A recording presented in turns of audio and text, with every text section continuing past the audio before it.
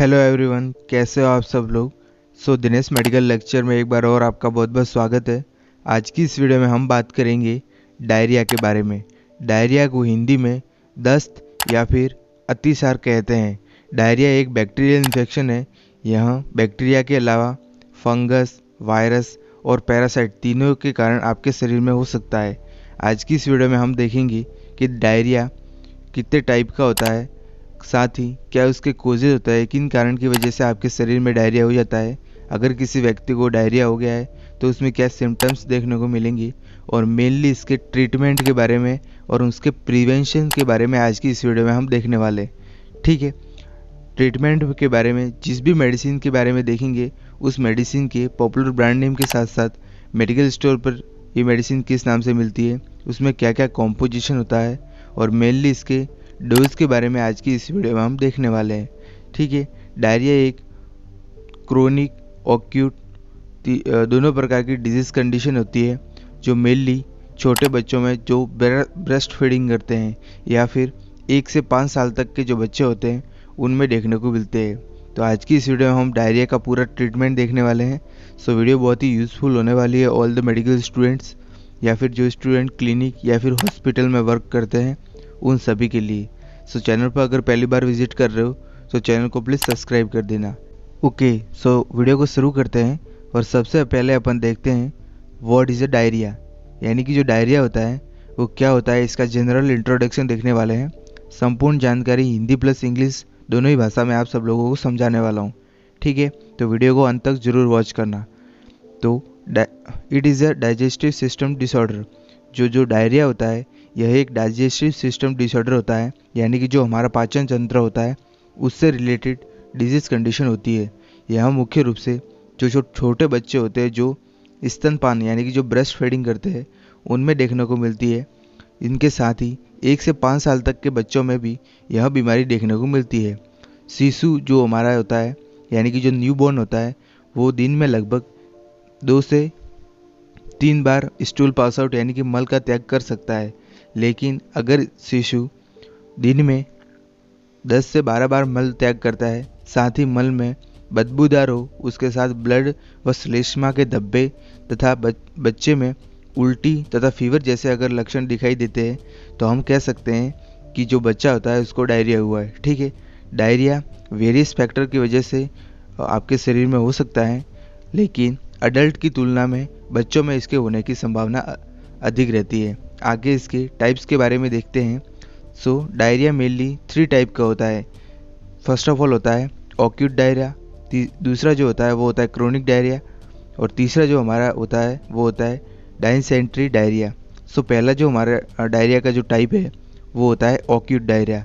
इस प्रकार के जो डायरिया होता है ये अचानक यानी कि बहुत जल्दी प्रारंभ हो जाता है, और इसके लक्षण बच्चे के अंदर 3 से 7 दिन यानी कि 1 वीक तक देखने को मिलते हैं, और अधिकतम देखें तो 10 से 14 दिन तक रह सकते हैं।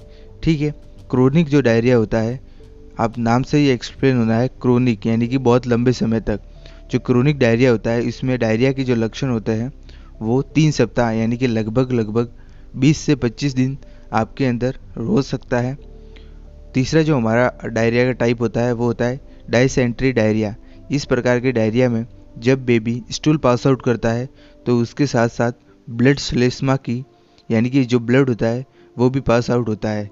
तो इस प्रकार के डायरिया को डायसेंट्री डायरिया कहा जाता है। वीडियो में आगे बढ़ते हैं और आगे अपन देखते हैं कोजेज ऑफ डायरिया, यानी कि जो डायरिया होता है वो किन किन कारणों की वजह से होता है। मैंने वीडियो की स्टार्टिंग में ही बता दिया है कि डायरिया वेरियस टाइप के जो बैक्टीरिया होता है या फिर वायरस होता है जिनकी वजह से हो सकता है, और इनके अलावा कुछ रिस्क फैक्टर भी होते हैं जिनकी वजह से आपके शरीर में डायरिया हो सकता है। सबसे पहले अपन देखेंगे कोजेज यानी कि क्या कारण होते हैं जिनकी वजह से आपको डायरिया हो जाता है। सबसे पहला जो मोस्ट ऑफ कारण होता है वो होता है बैक्टीरिया। बैक्टीरिया में 20 से 40% चांस है कि आपको डायरिया हो सकता है। बैक्टीरिया में देखें तो E coli, salmonella typhi, vibrio coli जो बैक्टीरिया होता है जिनकी वजह से आपके अंदर डायरिया देखने को मिल सकता है। दूसरा जो हमारा कोज होता है वो होता है वायरस। वायरस भी 20 से 40% आपके अंदर डायरिया का कोज करवा सकता है। वायरस में देखें तो रोटा वायरस, एडिनोवायरस या फिर इंटेरोवायरस। ये जो वायरस होते हैं जो कि आपके शरीर में इफ़ेक्ट करते हैं, जिनकी वजह से आप पेशेंट के अंदर यानी कि जो व्यक्ति होता है उसके अंदर डायरिया देखने को मिल सकता है। इनके अलावा 2 कोज़ और होते हैं।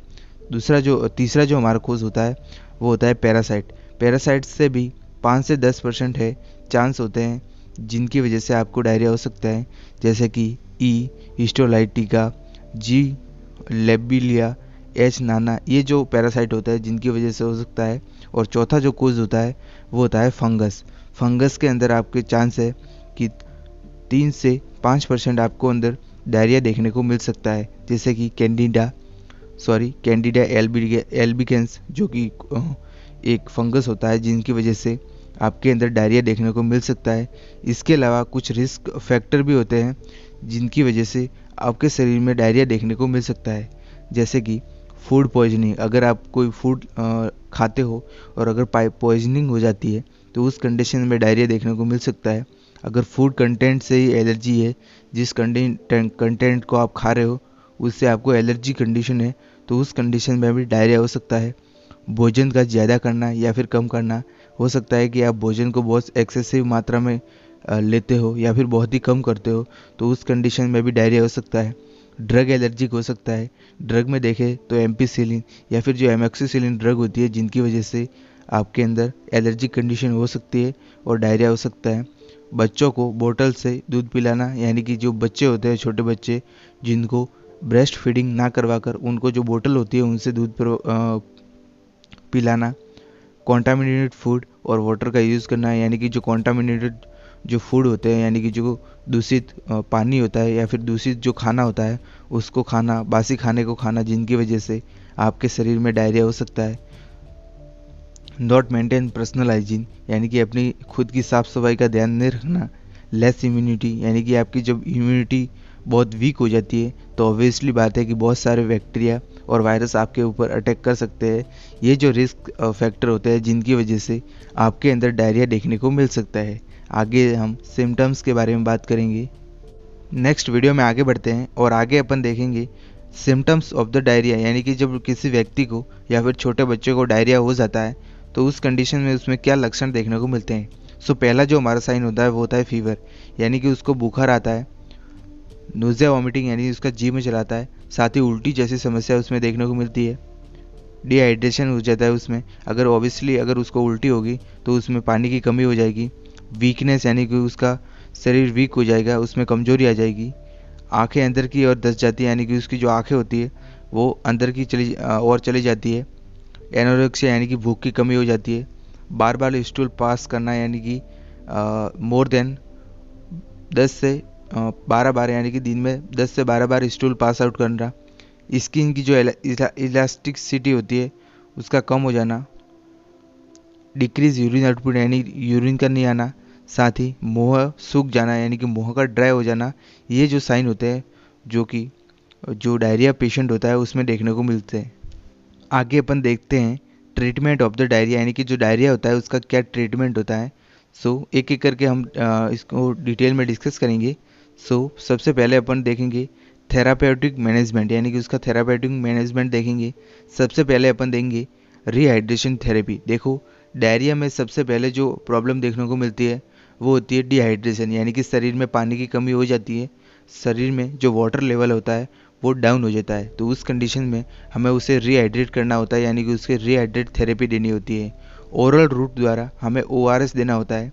ORS अकॉर्डिंग टू WHO, यानी कि वर्ल्ड हेल्थ ऑर्गेनाइजेशन द्वारा चलाई जाने वाली एक ओरल रिहाइड्रेशन थेरेपी के अंदर चलाया जाना एक पाउडर होता है। ठीक है, आप इमेज में भी देख सकते हो। तो इसको पेशेंट को हमें देना होता है। इसके साथ ही इंट्रावेनस रूट द्वारा, यानी कि वेंस में उसको NS, DNS या फिर RL, यानी कि जो NS जो हमारे IV फ्लूइड होते हैं उनको देना है। ठीक है, एंटीबायोटिक थेरेपी में देखें जो कि सच एज अगर व्यक्ति को बैक्टीरिया के कारण अगर डायरिया हुआ है तो उस कंडीशन में हमें एंटीबायोटिक देनी होती है। सबसे पहले जो हमारी पॉपुलर एंटीबायोटिक होती है जो कि डायरिया कंडीशन में देते हैं वो होती है लोपेरामाइड एंटीबायोटिक। ठीक है, 2 mg की ये ड्रग होती है और इस कंडीशन में दे सकते हैं डायरिया वाली में। इसके अलावा भी कुछ टैबलेट होती है जो कि डायरिया पेशेंट में देते हैं, जैसे कि ampicillin tablet, norfloxacin tablet, ofloxacin tablet या फिर मेट्रोडिनाजोल टैबलेट आप इमेज में भी दे सकते हो। इन सभी प्रकार की जो टैबलेट होती है वो पेशेंट को दी जाती है। नेक्स्ट अपन ये जो पर्टिकुलर मेडिसिन होती है जो कि डायरिया में चलाई जाती है, इसके अलावा सिस्टमेटिक जो ट्रीटमेंट है वो किया जाता है पेशेंट के अंदर। सिस्टमेटिक के अंदर देखें तो उसमें अगर फीवर है यानी कि उसमें बुखार हो रहा है तो उस कंडीशन में हमें जो पैरासीटामोल टैबलेट होती है 650 mg की या फिर जो 500 mg की, अडल्ट में ओडी या फिर बीडी यानी कि अकॉर्डिंग टू सिम्टम सिवियरिटी के आधार पर ओडी में यानी कि दिन में 1 बार या फिर दिन में 2 बार दे सकते हैं। दूसरे होता है नोज़िया वॉमिटिंग यानी कि उसको उल्टी होती है और जी मिचलाता है तो उस कंडीशन में जो ऑन्डनसिट्रोन टैबलेट होती है उसे दे सकते हैं। इसको 5 mg या फिर 10 mg की टैबलेट दे सकते हैं बीडी में या फिर ओडी में यानी कि दिन में 1 बार या फिर दिन में 2 बार दे सकते हैं। तीसरी जो कंडीशन होती है वो होती है फॉर एब्डोमिनल पेन यानी कि उसके पेट में दर्द होता है तो उस कंडीशन में जो डाइसाइक्लोमाइन हाइड्रोक्लोराइड जो टैबलेट होती है उसे हम पेशेंट को ओडी में यानी कि दिन में 1 बार दे सकते हैं। साथ ही पेशेंट को बोलेंगे कि अपनी जो पर्सनल हाइजीन है यानी कि अपनी साफ़ सफाई है उसका ध्यान रखें, कॉन्टामिनेटेड फूड या फिर वाटर का यूज़ ना करें। ठीक है। चौथे में हम उसका जो डिहाइड्रेशन है उसको दूर करने के लिए IV फ्लूइड यानी कि जो NS या फिर DNS होते हैं, साथ ही ORS का सेवन करने की सलाह देंगे।